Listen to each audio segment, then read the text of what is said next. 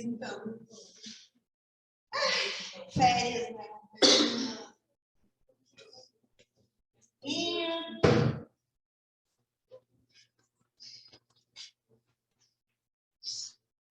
hoje...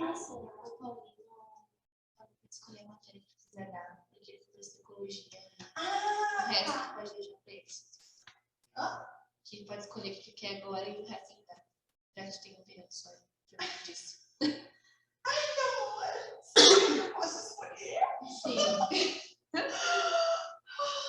Então eu vou começar com teorias evolutivas. Eu tava tão animada que eu ia dar revisão de células de novo, tá?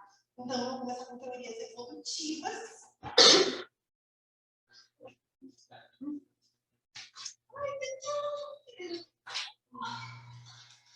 Marque, largo, neodarwinismo. Maravilha.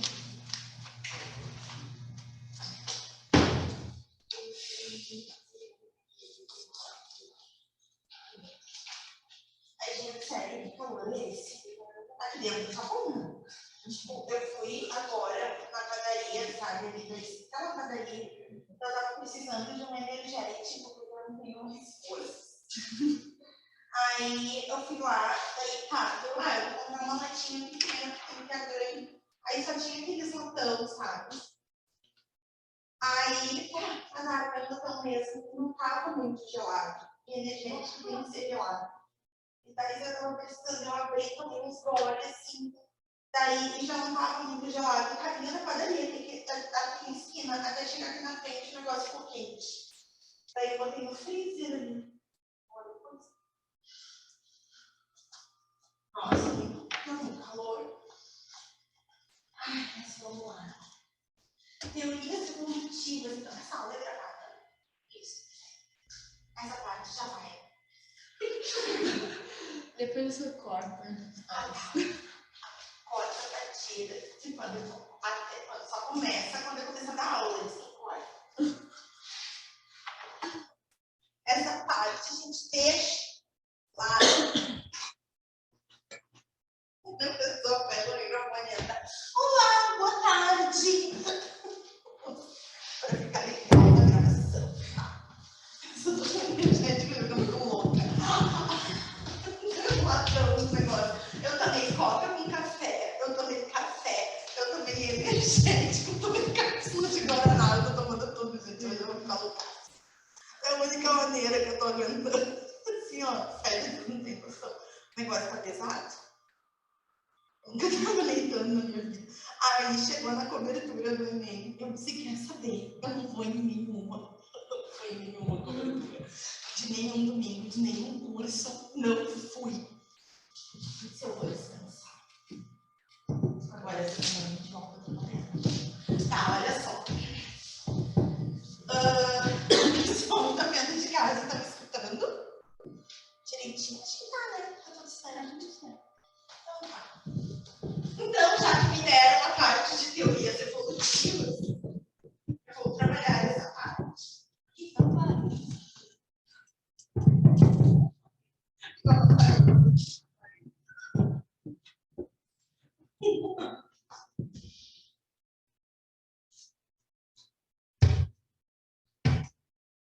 O negócio tá meio solto. Esse microfone é novo.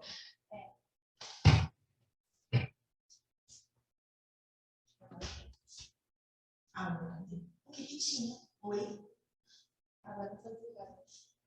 É, mas não é eu agora.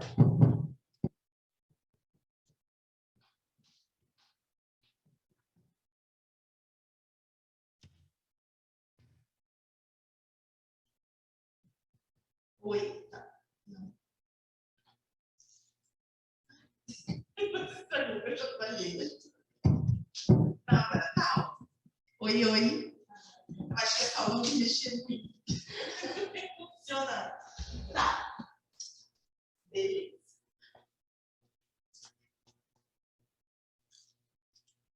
Ai, vamos lá. Teorias evolutivas. Evolução é bem legal, só que evolução é uma parte da biologia que a galera pensa assim, evolução, chega nas questões e dá muito erro. Porque evolução parece uma coisa... É simples, mas meio que tem que entrar naquele pensamento evolutivo, naquela questão de tu conseguir identificar a diferença entre as teorias. O primeiro cara que a gente vai ver aqui é o Lamarck, Jean-Baptiste Lamarck. A gente não usa mais as ideias dele hoje em dia, mas o Lamarck, ele foi um cara importantíssimo. E por mais que a gente esteja em 2022, o pensamento lamarquista ele é um pensamento que vigora assim, para a maioria das pessoas. Então, quando é que a gente tem um pensamento lamarquista, quando a gente diz assim, ó, o siso está sumindo porque nós não usamos. O apêndice não funciona porque nós não usávamos. Aí é um pensamento lamarquista, a gente vai entender o porquê. Então, o Lamarck, ele é o primeiro cara a observar algumas coisas. Na verdade, o Lamarck, ele trabalhou muito mais com polinização. O Lamarck nunca estudou girafas. Ele cita no livro dele o exemplo dos pescoços de girafa de forma aleatória. E acaba meio que ele fica famoso justamente por causa desse exemplo, das teorias dele. Então, o Lamarck, ele tem um livro, né? A obra do Lamarck se chama Filosofia Zoológica. Esse é o livro que ele escreve. E aí, no Filosofia Zoológica, o Lamarck ele vem com duas leis. A primeira lei é a lei do uso e desuso. Desuso. Então, assim, o que rola aqui? Quando a gente fala na lei do uso e do desuso, basicamente falando em termos bem simples, o Lamarck dizia o seguinte, segundo ele, toda estrutura que tu tem no teu corpo, que tu usa muito, ela tende a crescer, tende a ficar maior. E tudo que tu usa de menos, tende a encolher, tende a sofrer uma atrofia. E aí, vamos combinar, gente, se fosse verdade, isso é um problema. Eu dou aula com a mão esquerda, eu sou canhota. Eu não tenho a mão esquerda maior que a direita. Porque eu uso mais a mão esquerda que a direita. Só que, claro, quando a gente dá esses exemplos, parece meio óbvio. Só que daí vem a questão do apêndice. E a gente pergunta, geral, pra galera, sabe por que o apêndice não funciona? Porque a gente não usava. Olha só, a gente não pode escolher se vai usar um rim ou não. A gente não pode escolher, só vou usar o rim da esquerda, ou da direita eu não vou usar. A gente não tem esse domínio. Então, por que tu poderia escolher se tu vai usar o teu apêndice ou não? Tu não tem como escolher isso. Usa. O que acontece é que se a gente for falar na questão evolutiva, os seres humanos primitivos, aqueles que vêm antes, né, os nossos ancestrais, se acredita que tinham grupos que tinham apêndices muito funcionais. E outros não. Só que o apêndice ele é um órgão que, por exemplo, em coelhos, é super funcional. E aí a função do apêndice é fazer a digestão da celulose, que é a fibra vegetal. E nós não digerimos celulose. E aí vem a questão, por que a gente não digere celulose? Bom, primeiro porque nosso apêndice não funciona. Ele é um órgão vestigial, essa seria a função dele. Tá, e daí vem uma questão, que é o seguinte, tudo bem, a gente não digere a fibra vegetal, mas por que a gente tem que comer fibra? Porque a fibra vegetal, que seria a função do apêndice digerir, ela absorve, ela atua como se fosse uma esponja d'água, e ela absorve água. E aí ela faz com que as fezes fiquem mais macias e não machuquem o intestino. Então, o que se acredita é que seres humanos ancestrais tinham apêndices funcionais e por isso morriam mais cedo de complicações, câncer de intestino, perfuração de intestino, petrificação fecal, enfim. E aí o que acontece? Aqueles que o apêndice não funcionava tanto, né, não digeriam a celulose, logo não tinham problemas intestinais graves. Então, sobreviveram mais tempo e a seleção natural teria agido em cima desse grupo. Essa seria a explicação atual. Mas o Lamarck, ele dizia, a partir da lei do uso e desuso, que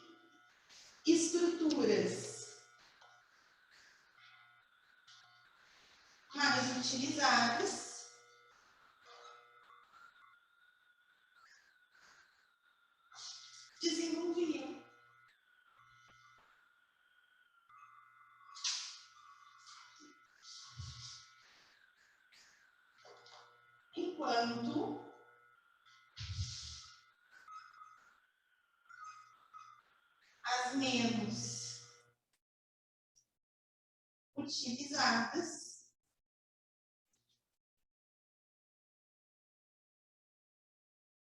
atrofiadas. Então, entra aquela história do pescocinho das girafas, né? As girafas tinham um pescoço curtinho, de tanto que esticavam os pescoços para comer as folhinhas lá da árvore. Os pescoços esticaram e elas ficaram pescoçudas, ficaram com o pescoço longo. Só que daí as girafas tinham filhotes, aí os filhotes já nasciam com o pescoço longo.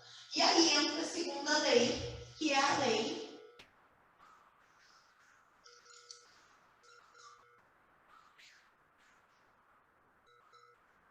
dos caracteres adquiridos.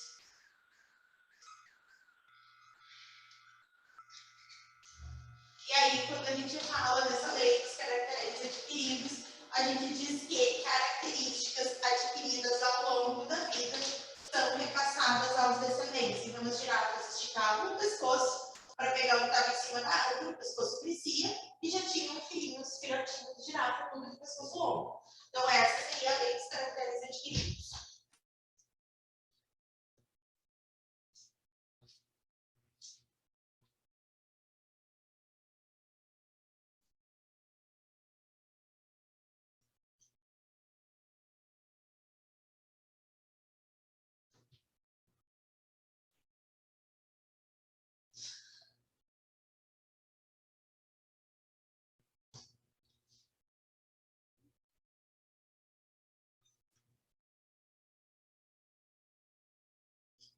E aí, olha só, tinha um alemão, August Weismann, o nome dele.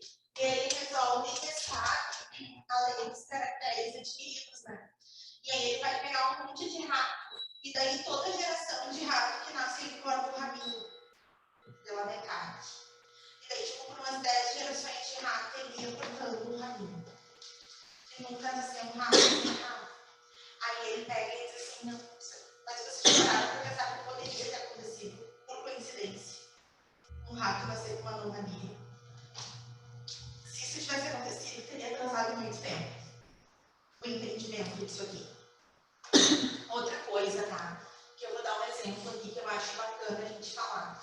Não sei se vocês já viram, tem uma tribo asiática, na Ásia, que a gente chama das mulheres do pescoço de girafa, que são aquelas mulheres que têm os pescoços de... Isso! Quando, cheios de argola, assim, né? Quem não sabe se jogar lá no Google Imagens, não coloca, tu vai ver. Se a gente pergunta, quando a gente pergunta em sala de aula, assim, ó, por que essas mulheres têm aquele pescoço grandão? Vocês sabem que a gente sempre escuta, então, que é o que eu falaria, se eu não soubesse. A gente escuta assim, não, porque olha só, cada ano de vida eles colocam uma argola no pescoço. E aí o pescoço vai esticando, por isso que cresce. Porque se essa fosse a explicação, seria isso aqui. Na verdade, se tu abrir uma foto dessas mulheres, tu vai ver que elas não têm ombros. Os ombros delas são assim. Então, quando tu olha uma pessoa que não tem essa condição, assim, não explica nada, assim, ó. O pescoço tá aqui, os ombros estão aqui. Tu olha essas mulheres, elas são assim. Elas não têm ombros. E aí, por que elas parecem ter esses pescoços tão grandes, que na verdade o pescoço não cresce? É uma ilusão de ótica. Porque, na verdade, se tu olhar a argola a mais em cima, pressiona a ponta do queixo para cima. E a argola mais larga, que tem aqui, ela cobre esses ossos aqui, ó. Tá? Se vocês procurarem a imagem dessas mulheres, vocês vão ver que é assim. Então, o que acontece? Conforme... E aí, claro, elas vão crescendo, eles vão aumentando as argolas, tá? E aí, conforme a argola mais alta empurra o queixo para cima e a mais baixa empurra os ombros para baixo, na verdade, os ombros caem. Elas fazem uma deformação do corpo. Então, um bom trecho da coluna vertebral, que é esse trecho aqui, ó, que está protegido pelos ombros, os ombros caem. E aí eles descobrem a coluna. Então, o que acontece? Se essas mulheres tirarem as argolas, elas morrem. Porque a coluna não sustenta o peso da cabeça. Se não tiver, e elas morrem.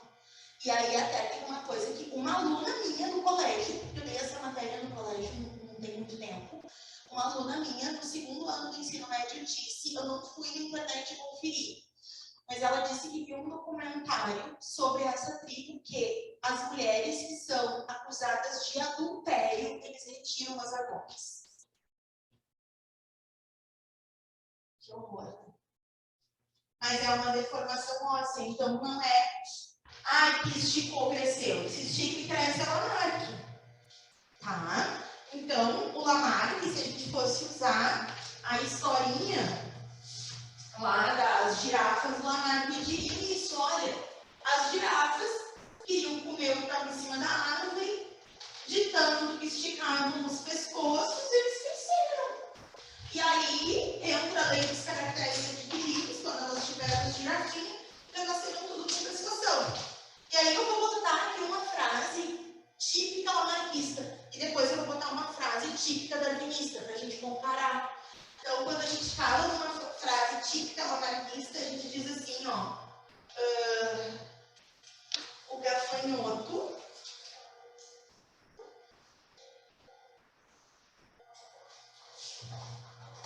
é verde.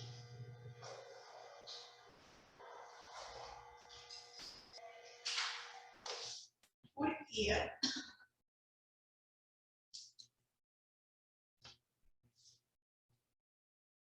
fique na grama.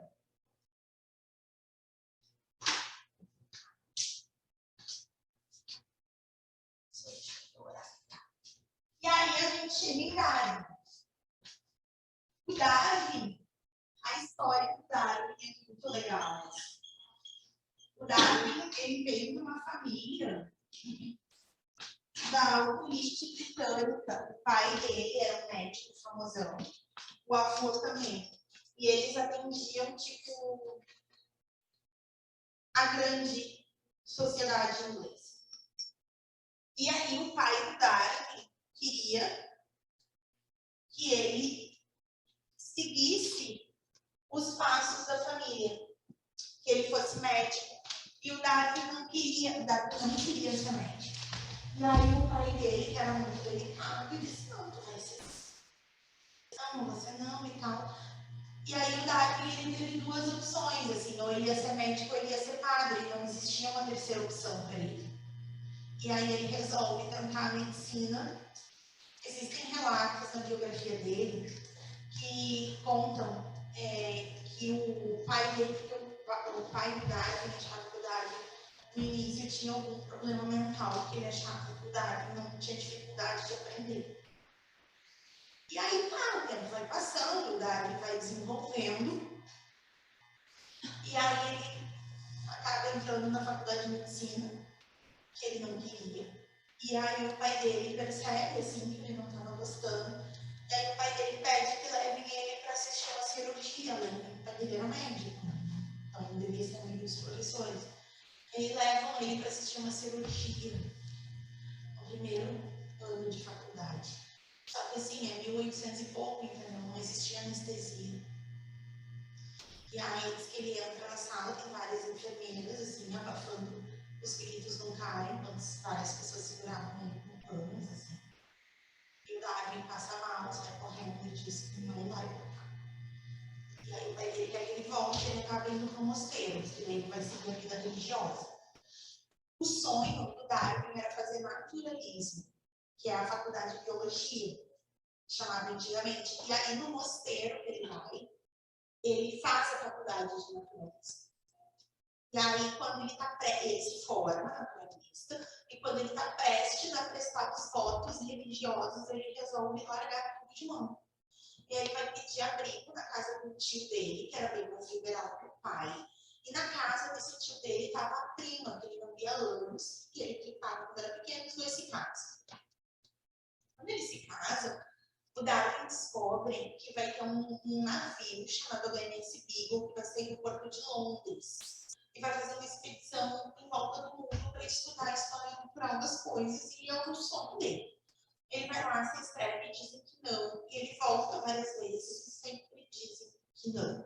Que a vaga está preenchida de véspera, quando faltavam 2 dias para o HMS Beagle, que é o navio partir, o naturalista-chave da expedição ficou doente. E aí não podia atrasar a saída do navio. Porque na época não tinha internet, não tinha telefone, os corpos estavam avisados, estavam esperando. E daí quem é que estava lá sempre insistindo, né? Me leva, Darwin. E aí chama, que só tinha vaga para um naturalista, e ele vai. E ele dá a volta ao mundo, nessa volta ao mundo ele vem para o Brasil, ele para no Rio de Janeiro, ele para em São Paulo, em Salvador. E aqui no Brasil ele tem várias brigas com o comandante do navio. O Darwin não admitia. A gente vive no Brasil ainda tinha regime de escravidão. E ele não admitia ver os escravos sendo maltratados. Ele não aceitava. Assim. Aí ele teve várias brigas, bem grandes aqui no Brasil, inclusive. E ele parte. E aí, quando ele chega no arquipélago de Galápagos, no Equador, ele tem um grande insight. Eu estou contando toda a história para vocês entenderem o pensamento do cara. E aí, ele percebe que Galápagos são 16 ilhas, ele percebe que tem uma espécie de ave, que é um tentilhão, em cada ilha. E são todos muito parecidos, e muda o bico. E ele começa a perceber que o bico de cada ave que vive em cada uma das 16 ilhas, são 16 ilhas, 16 espécies de tentilhões, com 16 tipos de bicos diferentes, e que aqueles tipos de bicos diferentes eram compatíveis com o tipo de alimento que essas aves comiam. E daí ele começa a observar, tá? Aí ele vai procurando e ele vê registros fósseis de tentilhões, o mesmo tentilhão em várias ilhas. Aí ele começa a dizer, bom, de repente, o ambiente mudou, alguma coisa aconteceu. E aí, no início, ele está lendo um livro chamado Um Ensaio sobre Populações, do Thomas Malthus. Quem impulsiona a ideia em Darwin é Malthus, nesse livro. E aí, ao ler esse livro de Malthus, o Darwin, ele começa a entender uma coisa. Ele diz assim, se as espécies reproduzem tanto, por que as populações são sempre iguais? E ele fazia esses experimentos. Ele via, por exemplo, que roedores de floresta tinham 7, 8 crias a cada 60 dias. Mas na hora que ele ia contar a armadilha para ver número populacional de roedores, interessa se cada rata dava 8 filhotes a cada 60 dias. A população de ratos era sempre a mesma, não crescia. E aí ele começa a se perguntar o porquê. E aí ele está lendo Malthus e ele diz assim, se muitos nascem, poucos sobrevivem. Então quem é que vai sobreviver? Aquele que está adaptado. Aquele que está condizendo ali com uma situação do ambiente. E aí ele escreve um livro, e esse livro que o Darwin escreve, ele fica famosão. Esse livro se chama A Origem das Espécies. Então, aqui, ó. Aí o que rola? Olha a loucura. Tá? Nessa Origem das Espécies, ele fala sobre uma teoria, que é a teoria da seleção natural. E o Darwin, ele nunca disse que quem sobrevive é o mais forte e nem o mais inteligente. Tanto que a frase original de Darwin é, não é o mais forte e nem o mais inteligente quem sobrevive, mas sim aquele que melhor se adapta a mudanças. Então, quando a gente fala da teoria da seleção natural, a gente diz que é a teoria de sobrevivência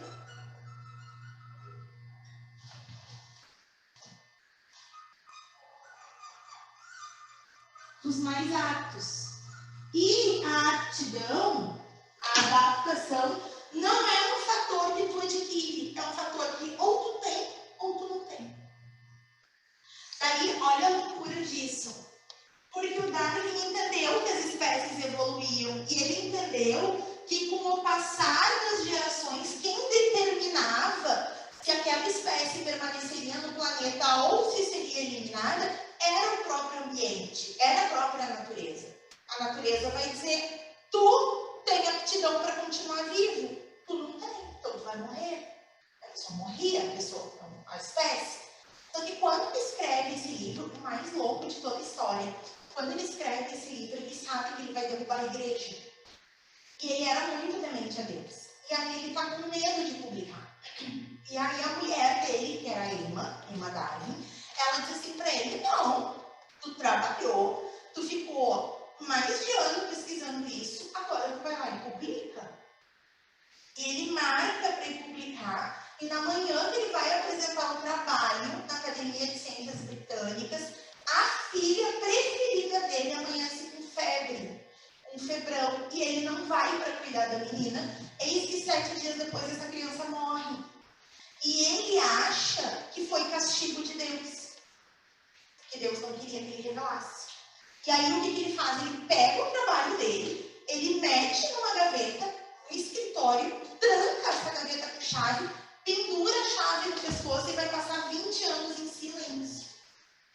E aí, nesses 20 anos que ele fica em silêncio, ele começa a escrever outros livros. Ele ficou muito famoso por outros livros que ele escreveu, que foram na área da fisiologia. E ele não tocava no assunto do trabalho. Ele ficou 20 anos em silêncio. Ele caminhava pelo jardim usando uma capa preta, assim, uma bengala de Exu, andando lá. De capa preta e cartola. E uma bengala, assim, ficava andando em silêncio. Aí o que acontece? Um dia o cara está em casa e ele recebe um correio. E aí vem uma caixa nesse correio e é um manuscrito de um livro e uma carta de apresentação de um naturalista jovem chamado Alfred Wallace, nome bem comum nas provas da URGS. E aí o Wallace se apresenta como um naturalista, jovem, fã do trabalho de Darwin, e ele diz que, com anos de estudo, ele tinha feito uma descoberta estarrecedora e que ele só publicaria depois que Darwin lesse. E Darwin lê. E o que o Wallace escreveu? Exatamente a mesma coisa que Darwin tinha escrito 20 anos antes e não teve coragem de publicar. E aí o Darwin vê isso como um sinal de Deus. Deus mandou alguém me procurar, alguém que eu nem conheço. E aí o Darwin entra numa crise existencial e ele começa, o que eu vou fazer? Porque se eu publicar, eu estou traindo o cara. Se eu disser para o cara não publicar, eu estou traindo ele também. Mas aí, se eu, ao mesmo tempo, vou jogar o meu trabalho fora. E aí a mulher dele entra na jogada e aconselha, conversa com o Wallace e apresentem juntos. E ele vai lá e aí os dois apresentam juntos. Só que chega no dia da apresentação e o Wallace diz, olha, ele descobriu 20 anos antes, então o mérito é mais dele, tanto que nos meios comuns quase ninguém conhece o Wallace. Mas Darwin, sim. Darwin é excomungado, as pessoas atravessam a rua para não cruzar a mesma calçada com os filhos. Gente, é um horror. Só que o que acontece? Aí, ele vem, derruba a questão da igreja, porque hoje, em 2022, e aí aqui, ó, não interessa, tanto faz se tu é o lado político da pessoa, não é a questão aqui, mas a gente viveu eleições e a gente sabe que existem fake news dos dois lados, né? Vou ser totalmente neutra aqui. E aí a gente fica falando, fake news naquela época. Na minha opinião, a maior fake news da história foi a igreja cristã, que fizeram uma grande campanha em que Darwin dizia que o homem veio do macaco. E o Darwin nunca falou isso. Foi um fake news, inclusive eles fizeram desenhos de um macaco, abre aspas, evoluindo e virando um ser humano, atribuindo a Darwin. Darwin nunca falou. Ele nunca disse isso. Muito pelo contrário, ele dizia que não. Que o ser humano e o macaco tinham um ancestral em comum, mas vinham de linhagens distintas. Porque se fosse assim, por que alguns macacos, né, iam querer virar humanos e outros iam querer continuar sendo macacos? Vocês entendem que não é a opção do macaco escolher. E tanto que até hoje a grande massa pensa que a teoria da evolução diz que o homem veio do macaco. Para vocês terem noção do poder disso. E aí,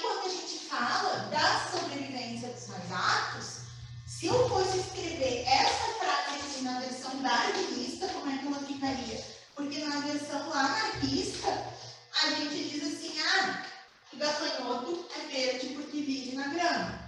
E aqui eu vou dizer que o gafanhoto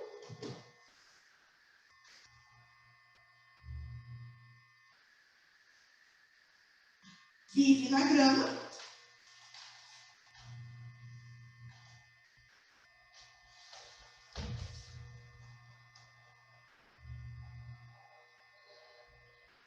porque é verde. Aí tu tem que entender que é o seguinte, quando tu fala que o gafanhoto é verde porque vive na grama, tu tem a impressão que ele ficou verde porque vivia na grama que é verde. Aqui, tá dizendo que não, ele vive na grama porque a grama é da mesma cor dele e lá ele está camuflado. Então, provavelmente, quando surgem os gafanhotos, tinha um gafanhoto, sei lá, amarelo, branco, interessa a cor. Daí, quando os passarinhos passavam, viam quem? Os que não eram verdes. E aí, comiam os passarinhos que não eram, os gafanhotos que não eram verdes, por seleção natural, sobraram os verdes. Eles sobreviveram, estão aí até hoje. Por isso que na biologia, olha só, isso que eu vou falar é importante, a gente nunca diz que uma espécie é mais evoluída que a outra. Não existe isso. Nós somos tão evoluídos quanto uma pulga. O que tu pode dizer é que existem espécies mais complexas. Aí sim, a espécie humana é mais complexa de todas, mas não mais evoluída. Porque para a biologia, a visão de evolução não é complexidade, não é um cérebro racional. A questão de estar evoluído é ter sobrevivido à pressão da natureza. Então, se tem barata, tem ser humano, os dois estão no mesmo nível de evolução. Porque nenhum dos dois estão se extinguindo por pressão da natureza. Essa é a ideia de evolução. O que acontece é que tanto Lamarck quanto Darwin, eles têm palavras em comum. E a Burgess gosta de pegar isso aqui. Então, quando eu falo do Lamarck, eu vou dizer assim, ó. O ambiente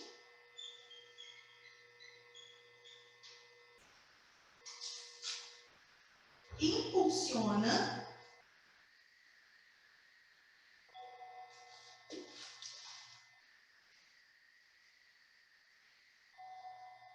a mudança.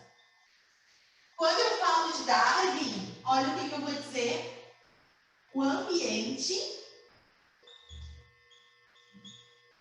seleciona a mudança.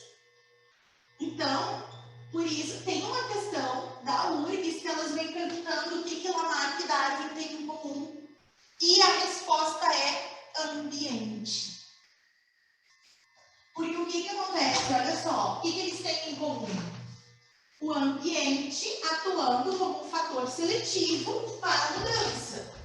E o Lamarck diz que o ambiente atua como um fator que impulsiona a mudança. Então, a grande diferença entre o Lamarck e o Darwin é que para um existe o estímulo à mudança e para o outro existe a seleção. E esse seleciona daqui, ó. Isso é a seleção natural. Essa é a grande jogada entre os dois. E aí, se tu pegar as teorias evolutivas e tu for nesse ponto de observação, tu não é a questão. Então, assim, aí o que acontece? O Darwin, ele diria o quê? Olha, existiam girafinhas de pescoço curto, médio e longo. Aí as girafas de pescoço longo alcançavam mais folhas nas árvores, comiam mais, ficavam mais fortes, viviam mais tempo. Hoje vocês sabem que não foi isso, tá? Existiam girafas de pescoço curto, médio e longo. As de pescoço curto e médio comiam grama, arbustinho. As de pescoço longo, folhas de árvore. E o que teria eliminado as girafas com menos pescoço? Briga por disputa de território e de fêmea. Quando tu tem disputa por fêmea e por território, disputa por fêmea pela mesma espécie, disputa por território, quando é entre a mesma espécie, aquela relação da ecologia que a gente chama de competição interespecífica. O que eliminou as girafas foi a competição interespecífica, porque girafa, quando briga, bate o pescoço. Quanto menor o pescoço, mais apanhava. Então, as que tinham um pescoço menor morreram, foram eliminadas. E aí, o que acontece? Seguindo aqui, deixa eu ver quanto tempo a gente tem, só para quanto? 10.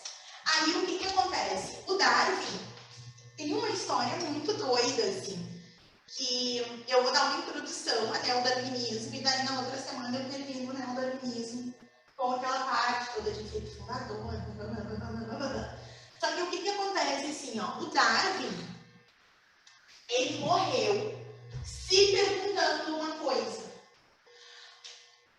Ele não conseguia entender, o Darwin sabia que o ambiente selecionava a mudança. Mas ele não conseguia entender por que uns nasciam de um jeito e outros nasciam de outro. Ele não conseguia entender. Só quem conseguia explicar isso, quem conseguia explicar isso é Mendel. E o Mendel morreu se perguntando por que algumas características faziam seres vivos sobreviver e outras não. E a única pessoa que responderia isso era Darwin. Até aí tudo bem. Se não fosse o fato de Mendel e Darwin terem vivido no mesmo país, na mesma época, terem feito naturalismo dentro de 2 mosteiros a 30 quilômetros de distância, e um nunca conheceu e nem soube do outro. A ciência uniu os dois 100 anos depois. Tem uma história que dizem, mas não é confirmada, que quando Darwin apresenta a teoria dele, o Mendel fica sabendo. Até porque foi em missão. E aí o Mendel escreve uma carta para Darwin. E por algum motivo, essa carta se perdeu e Darwin nunca recebeu. Então, o Mendel achou que Darwin não quis escrever. É o que diz a história. E aí o que acontece? Hoje em dia, a gente não tem darwinismo. A gente não tem lamarckismo. A gente tem neodarwinismo. E aí, quando a gente fala em neodarwinismo, a gente tem a famosa teoria sintética. A teoria sintética da evolução. Então, o que o neodarwinismo ele vai fazer? O neodarwinismo ele vai pegar 2 fatores. Ele vai pegar a evolução. Então, ele pega a evolução. E aí, quando a gente fala na evolução, a gente fala em Darwin. E ele junta a evolução com a genética, que é Mendel. E aqui, a partir daqui, a gente vai ter todos os preceitos do neodarwinismo. Então, o neodarwinismo, quando ele trabalha, ele vai fazer o seguinte, ele vai falar, primeiramente, na variabilidade genética. Tá? Então, a gente vai usar aqui, ó,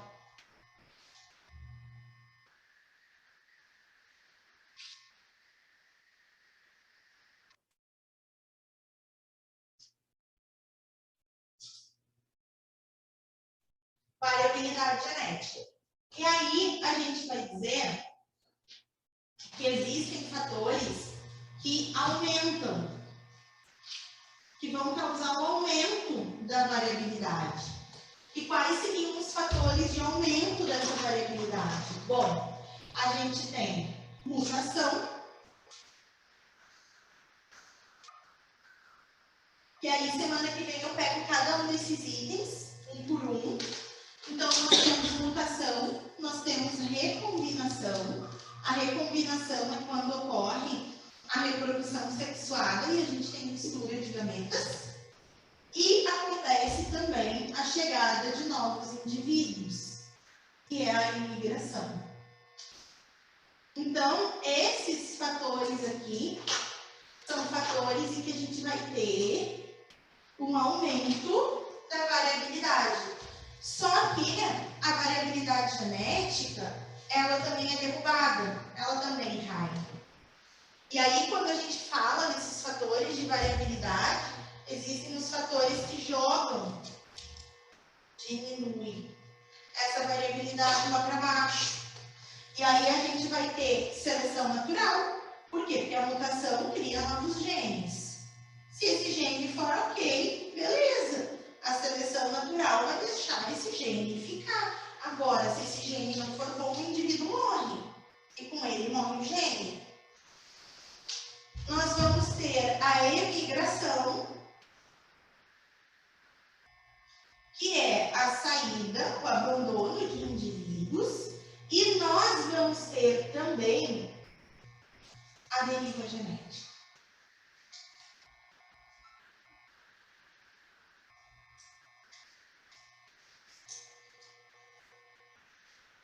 Gente, deriva genética é uma das coisas mais doidas que tem na biologia.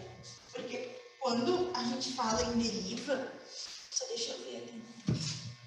Mutação, seleção, recombinação, deriva, isolamento, eu vou dar inicialização, tá? Não vou falar agora, não vou pegar esse isolamento geográfico na semana que vem. Então, assim, ó, quando a gente fala em deriva genética é uma catástrofe. E quando tem uma catástrofe, morre geral. Quem sobrevive é uma sorte. A deriva genética, quer ver um exemplo? Teve um ano. Ai, que às vezes, assim, vez ou outra a gente dá umas dentro, sabe? Umas dentro, assim. E aí eu tava dando pré-prova. E para os vestibulares do interior do estado. Ia ter o UPS, ia ter o UNISC e tal, na época o UNISC tinha vestibular. E eu tava dando pré-prova e eu contei uma história real que aconteceu na década de 30, numa ilhazinha do Pacífico. No dia seguinte tinha um vestibular da UPS, pois a questão que abre a prova de biologia no mesmo estado que eu contei. Das entidades, assim. E aí o que acontece? Teve uma ilhazinha no Pacífico, eu acho muito impressionante. Assim. Década de 30, e essa ilhazinha ela era habitada por nativos. E aí passou um tsunami nessa ilha. Só que nessa região, quando vai passar um tsunami, não sei se vocês já ouviram falar que o mar recua, né? De uns 2, 3 quilômetros, e forma umas piscinas de um verde esmeralda. Essa ilha era habitada por nativos, um belo dia, o mar recua, forma umas piscinas, e o que os nativos vão fazer? Aproveitar as piscinas. Eles vão para as piscinas cor de água e verde esmeralda e estão curtindo. Eis que passa um tsunami e mata todo mundo. Matou todo mundo. Que tristeza, né? Só sobreviveu quem? Quem não estava nas piscinas. O pessoal do povoado. Que ficava tipo num morro assim. Aquelas ilhas são tudo cheio de montanha. Esse povo não morreu. Agora, tem uma coisa. Hoje, hoje essa ilha tem 5, 6 vezes mais pessoas do que tinha em 1930. As pessoas reproduziram. Só que essa ilha, 93% da população dessa ilha é daltônica. 90. De cada 100 pessoas, 93 são daltônicas. Sabe o que aconteceu? Vocês sabem que o daltonismo é uma disfunção em que geralmente a pessoa não consegue diferenciar o verde e o vermelho, né? E a água ficou de cor verde esmeralda. Quem não foi atraído para a água? Os daltônicos. Eles não foram aproveitar as piscinas. Passou o tsunami, os daltônicos estavam na aldeia, eles sobreviveram. Isso foi uma coincidência. A natureza não se segurou selecionar os daltônicos. Né? Foi uma coincidência. Morreu quase todo mundo. Daí, os poucos daltônicos que sobraram foram reproduzindo e formaram uma nova grande população. Então, quando tu tem caça predatória, sobram poucos indivíduos. Quando tu tem uma deriva genética, um desastre, sobram poucos indivíduos. Quando tu tem caça predatória, deriva. Quando tem uma migração, tem uma pequena população, um grupinho de animais, e aquela pequena população resolve migrar e se isolar no outro canto. E depois fundam uma nova população, porque reproduzem. Sempre que tu tem poucos indivíduos de uma população original que fundam uma nova grande população, é o que nós chamamos em biologia evolutiva de efeito do fundador. Que tanto se fala. Ô, só, já é 3h40, se não me engano. Hã? Se não me engano, já é 3h40. É, 10h40. Passou quanto tempo? Ai, muito obrigada! Nossa, tudo isso era vontade de se ver livre de mim. Que horror! Tá bom, vou embora agora. Obrigada, tô brincando. Obrigada por avisar. E aí, enfim, aí semana que vem a gente pega os pontos da biologia evolutiva. A gente fez exceção. Aí depois eu pego outra coisa. Eu vou empurrar a botânica.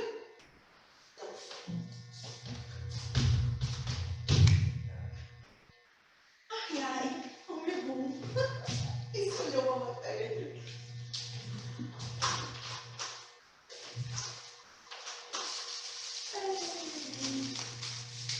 Essa é minha.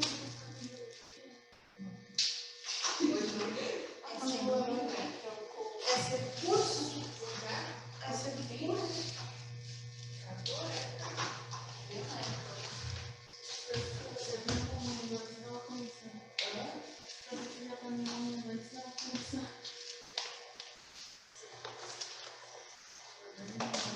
Essas canetas que eu peguei são minhas. Eu deixei ali. Gente, eu tava na sala do prof. Eu tava na sala dos prof lá no colégio, lá. Ai, não sei. Aí eu tava com a mochila do colégio. Todos os profs têm a mochila do colégio, igual. E eu tava com a minha mochila, deixei minha mochila no sofá e eu tava na mesa trabalhando. Um pouquinho, tinha uma mochila na mesa, eu botei na cabeça. A mochila era minha, abri a mochila, peguei o celular.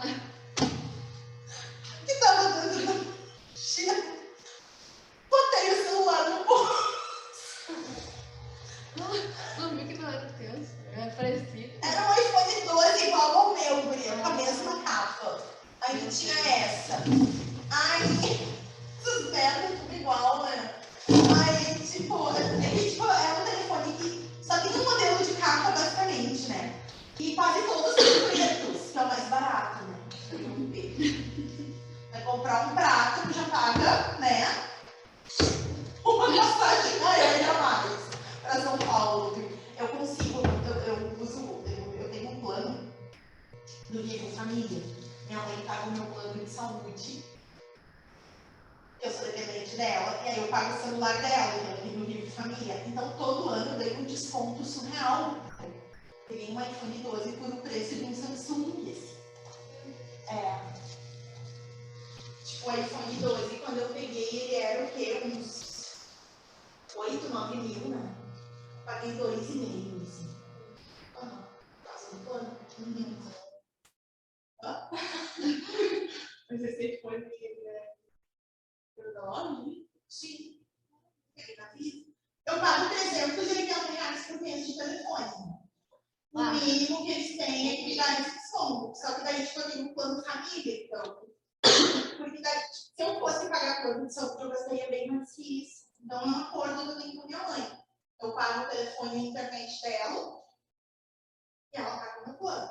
Então, na verdade, desses 380 são 2 linhas de celular e 2 de internet. Porque não é tão caro. Mas quando tu faz esse plano, você tem uma família que vale. Aí tu ganha uns descontão, assim, 60%, 70% na troca do aparelho. E aí eu peguei o telefone do cara. O telefone, botei no bolso, fui na secretaria, e eu assim pra menina da secretaria, que é a Kelly. Ai, Kelly, tu pode imprimir tal coisa pra mim? Peraí que eu vou te mandar uma frase. Liga o telefone, a foto do meu colega ali. Gente, eu saí correndo. Nossa, devolvi, abri o mochila do cara,